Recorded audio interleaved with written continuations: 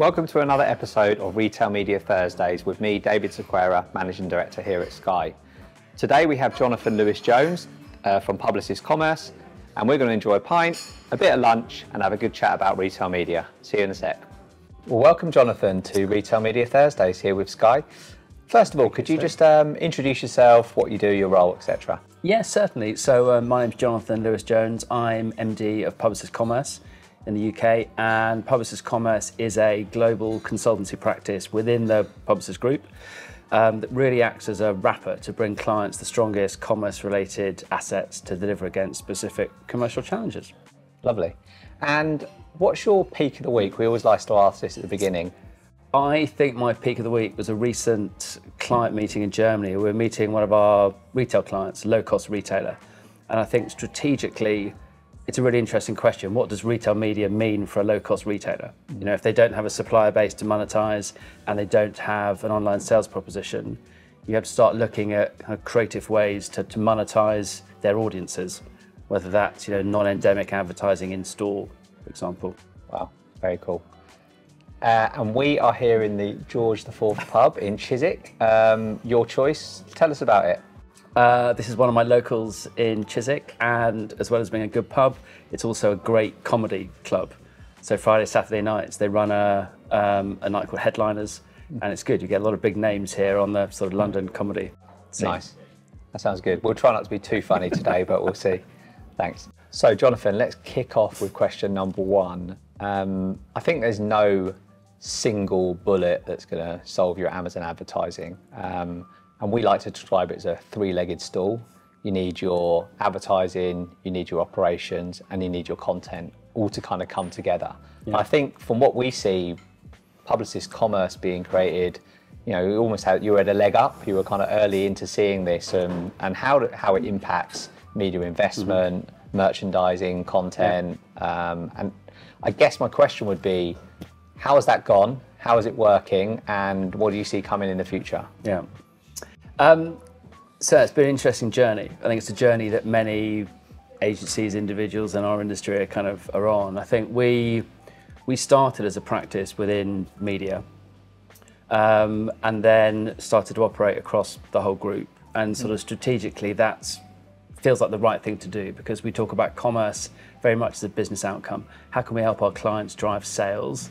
And that means that the levers that we have to pull or the capabilities we have to draw on could sit anywhere within our holding company.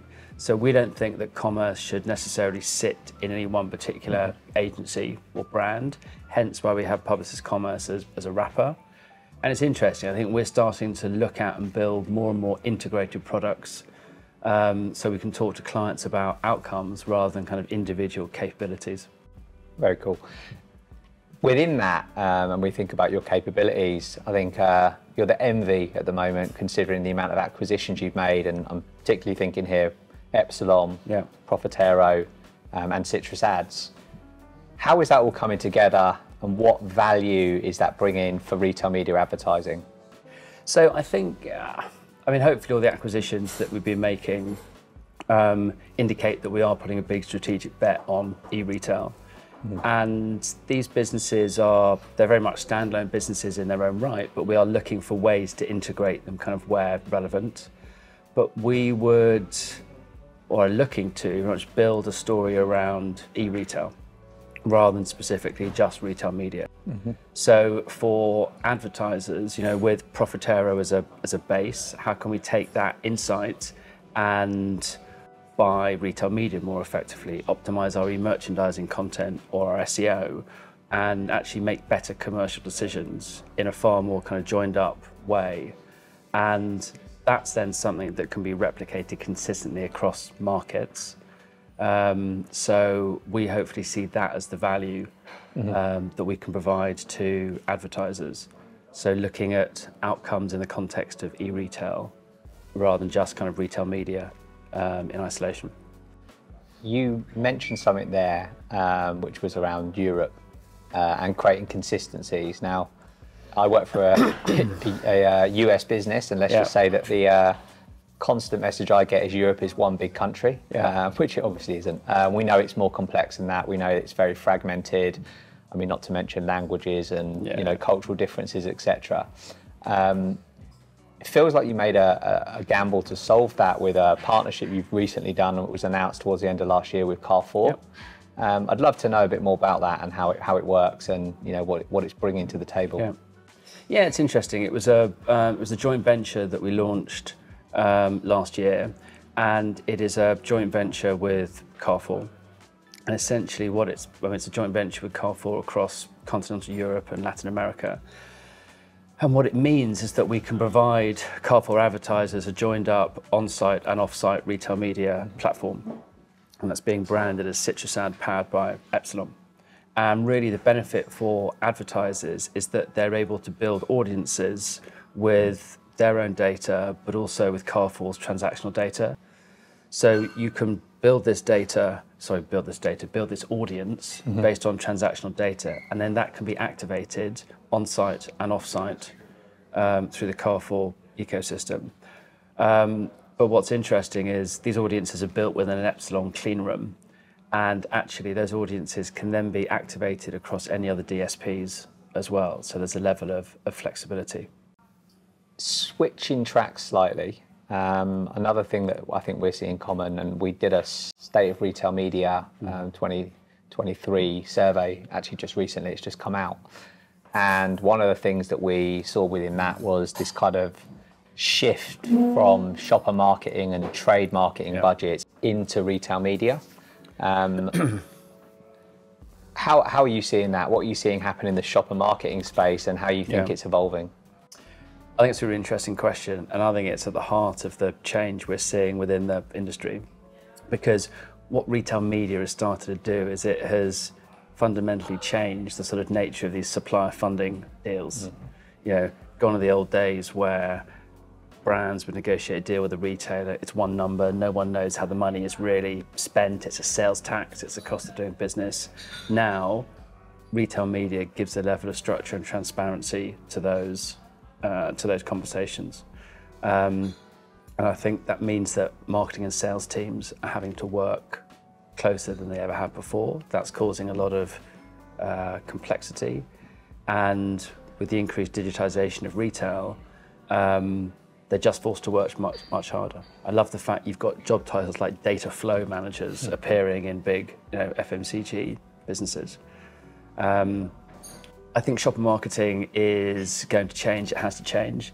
I think it's going to become increasingly data-driven, whether that's physical retail, media audiences, whether that's using CRM data, first-party data. Also, though, I think shopper marketing will become increasingly more creative. I think shopper marketing has, it's often been the butt of jokes in the past around shelf wobblers, and it's not particularly creative. But I think technology is going to afford us a lot more creativity in physical retail. We're seeing lots of interesting stuff with smart mirrors, virtual try-ons, and I think it's important that we don't lose sight of that creativity. It doesn't just become a kind of media and data conversation. Yeah, completely. I guess that leads me on to a final question, which is, you've kind of touched on many different topics today, but what do you think are the couple of big things for retail media in 2023? And, I guess in some ways, how do we realise the potential of this opportunity?